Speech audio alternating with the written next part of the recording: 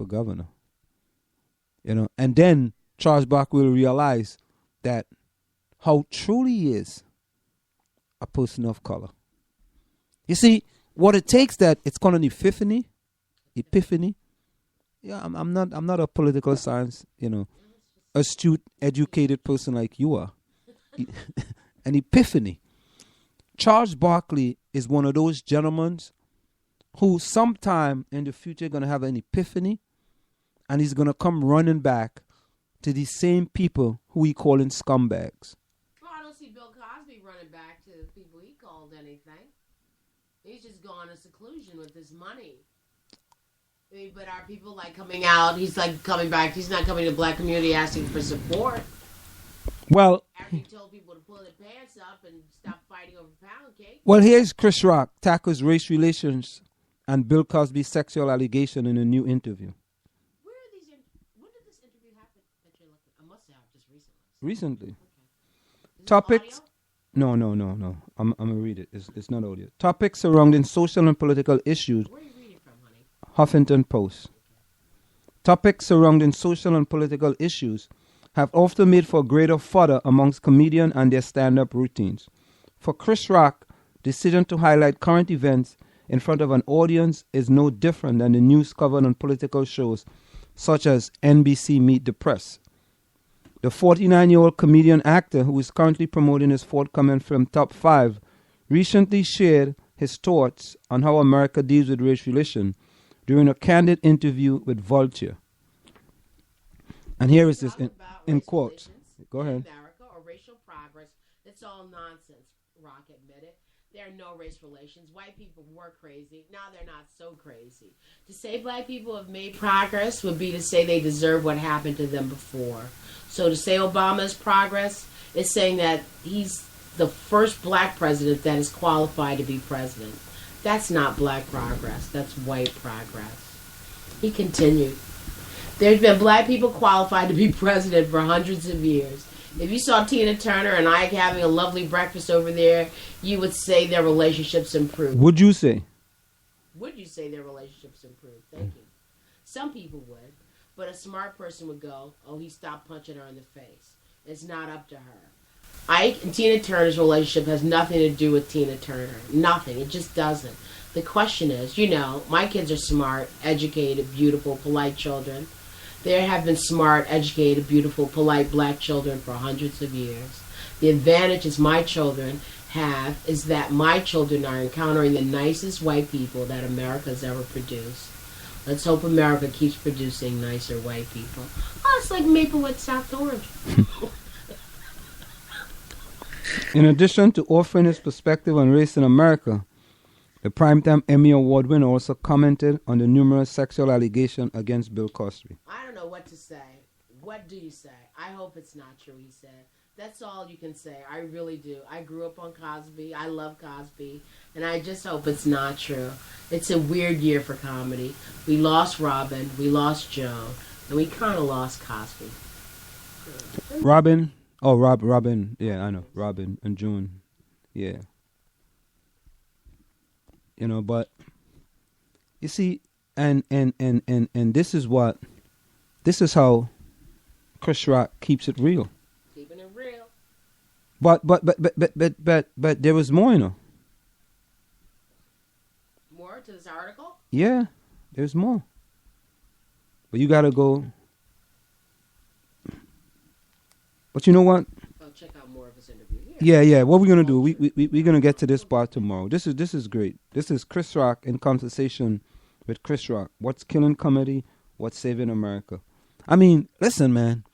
Is that what he looks like now? Oh my God, he's not supposed to be aging like that. Listen, this is what I like about guys who have become millionaire and got loads of money, and they keep it real. Chris Rock can fly Virgin Atlantic, or maybe he can charter the whole plane, or maybe he has his own private plane, but he keeps it real. You don't hear Chris Rock. Chris Rock could actually call people niggers and you wouldn't be unhappy with the way he puts it. You know what I'm saying? I don't like to use that word, but the guy is so good. You know, you root for a guy like Chris Rock, but when you have a guy like Charles Barkley on the other end, calling people scumbags, you know, I mean, come on, man. Come on. They're already calling you thugs. You know, you're already being called a thug, right? We got to have one of our own denigrating us even more. But who cares about him? Well, it's not who cares, but you see, because what it is that the media is going to put him out front. And next thing, he's going to be a spokesman for all of us. He's going to be the next Al Sharpton and Referee Jesse Jackson. No, we don't need that. We need a Chris Rock, you know? Yeah. We keep always digging in the closet for these guys. What would Martin Luther King say? Reverend Al, Jesse. And there's like new generations of kids and, you know, younger people and people who aren't so public. They're people who are elected. And everyone ever does is look for Al Sharpton and Jesse Jackson. So they've anointed. The media has anointed them. And whoever is pulling their puppet strings. Yep. Has anointed these guys. And so there's something kind of funny and spurious about them. But that's who they want us to see. That's all. But, you know, you saw in the Ferguson, whatever it was, in the beginning, in August especially, when they had all these demonstrations. And they would interview young guys who've got their own little organizations. Yep. You know, especially on MSNBC. But then you go to Fox and all they got is Sharpton's face. And this is No, not on Fox. You mean MSNBC? Sharpton is on MSNBC. No, I'm talking about his own show. Oh, okay. But like shows that were done by, you know, the other anchors on MSNBC, where they would interview, you know, various leaders in the street who are demonstrating. And so we never give credence to any of these young people. People keep pointing at what's old, and I mean, it's a whole new generation of. Because the media select our leaders for us. That's right. We allow the media to select our leaders. Like, you know what it is? The media always goes to Charles Barkley now. Well, him and Al Sharpton. Al Sharpton, and whomever else they can find. You know, and they don't want to go to Eric Dyson. Oh, no. They don't want to go, but every once in a while, CNN and MSNBC, he's on CNN and MSNBC. And CNN comes, CNN, if they don't like what you're saying, they just cut you off. They just go like, whap, you out of here. They just did the football player that. He was talking about the same football player who wrote that wonderful piece. They had him on, he started talking about Jesus, man, the screen went green. Yo, man, don't bring your Jesus stuff in here. We're not interested in having Jesus. Before we go, let's quickly do the So-More quote of the day. We don't want you to bring your Jesus stuff in here, you know. So, you know, they're like, man, the screen went green. And you hear the woman, she's tapping in her ear because, like, they told her, you know, wrap it up, man, wrap it up. You know, get rid of this Jesus guy. But, you know, things have changed, though. I mean, maybe 7-10 years ago, you did not see black people on TV in the morning. There would just be old white guys on every Sunday show. So there was never any perspective from anybody black, especially. Well, there was Gil Noble. He used to be on Sunday. He had his own thing. Yeah. Okay, but I'm talking about on the Meet the Press, Face the Nation, blah, blah, blah, all those Sunday political shows. There were never any black people on. I used to wonder, like, what is this, like, they're only white men and they were generally all conservative. For the most part, a lot of them still are. But there are other voices. And it's getting, you know, at least as far as voices are concerned, it's not as diverse. You know, it's not like, you know, you hear, like, any revolutionary kind of people out there. You know, you have little liberals and, you know, just a little to the left. But there's never anything that's, you know, there's no revolutionary people out. There's no... No, you can't be a revolutionary if you're on CNN or MSNBC or anything like that. If you want any one of them and you're a revolution, you got to be like Don Lemon. Yeah, I smell marijuana in the background.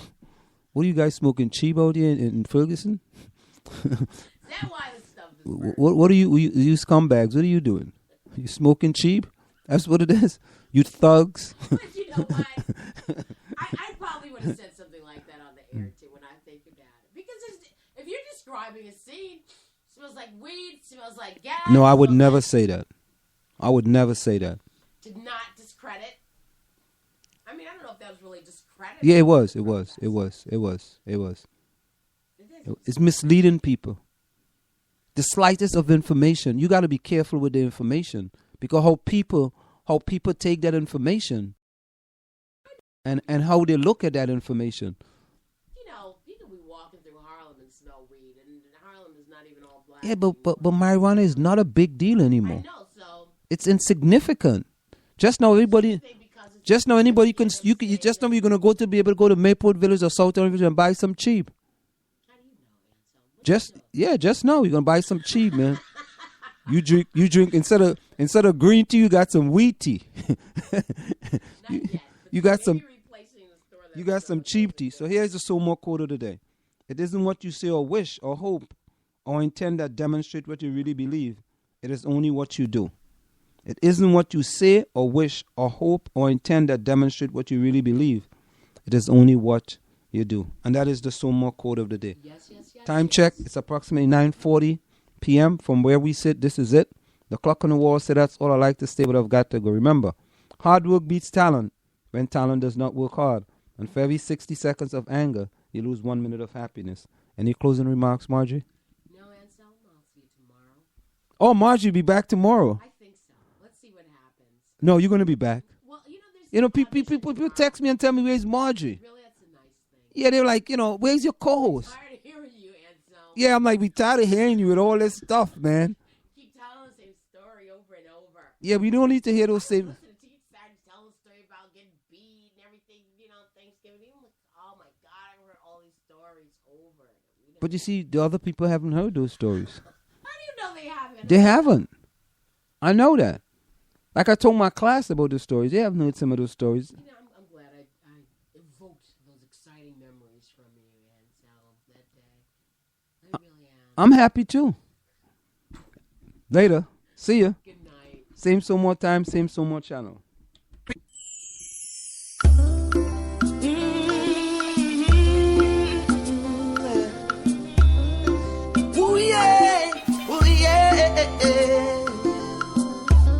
So we're giving thanks to the Most High for all of His blessings, His guidance.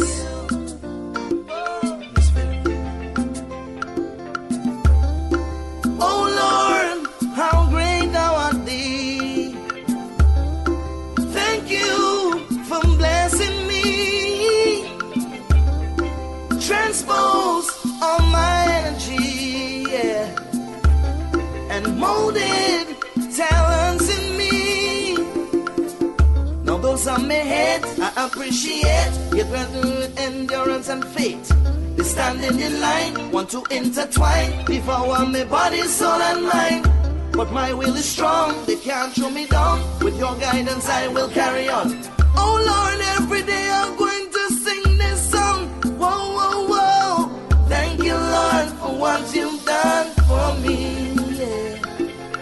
Thank You, Lord, for every little thing. Yeah. Thank You, Lord, for what You've done for me. And I thank You for blessing me every day. And through the river walls, I will walk with You beside me. Beyond harm, 'cause You can find me, yeah. And when the kingdom falls, You'll console me from my distress. In Your warmth of grace I will rest, yeah. No authority can remove me from Your bubble. They will perish in their rubble, yeah.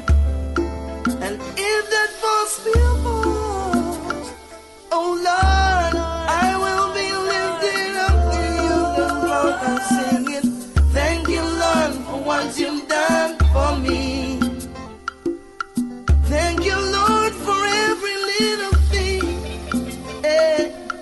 Thank You, Lord, for what You've done for me. And I thank You for blessing me every day. And so I sing again. Thank You, Lord, for what You've done for me.